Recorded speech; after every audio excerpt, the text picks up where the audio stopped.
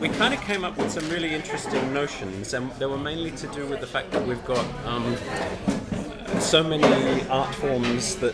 collide in musicals, and I think we were looking at examples of where contemporary theatre has done interesting things recently and been able to integrate music in new ways. We kind of came up with the idea that the big plays, like A Curious Incident or A War Horse, are very popular now, and they've got relevant themes in terms of maybe a learning difficulty or 100 years of the First World War, and we thought that those big plays that tend to have a score underneath them and nobody sings a word are kind of musicals, and when we think of them as musical theatre, maybe where we were worried that musical theatre makes itself old-fashioned by living in a little niche, if it takes a little bit more,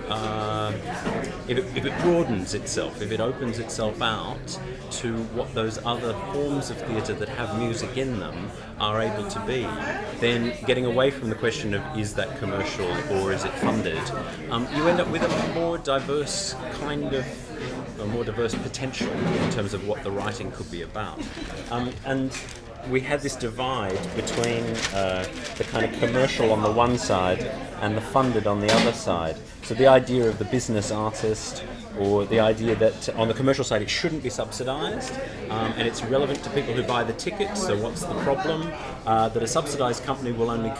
preach to the converted, and that it's a commercial art form. And then on the flip side, we had people saying that it's a niche art form and therefore it needs proper subsidy, and that commercial musicals have dubious morals and social themes, and that a subsidised company has actually drawn huge audiences to those big plays with underscores, and that maybe that is a model that we're missing in the musical theatre.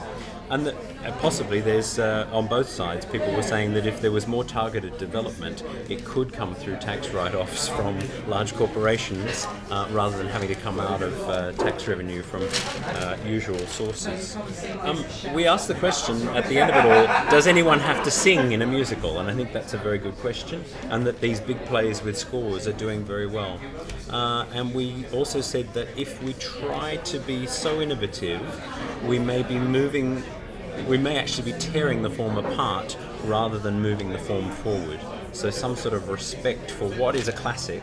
and if you try and replicate that classic, you are going to seem old-fashioned. So then you have to find your contemporary way of doing what you do that speaks to the way that theatre is being made in all ways, not only musical theatre.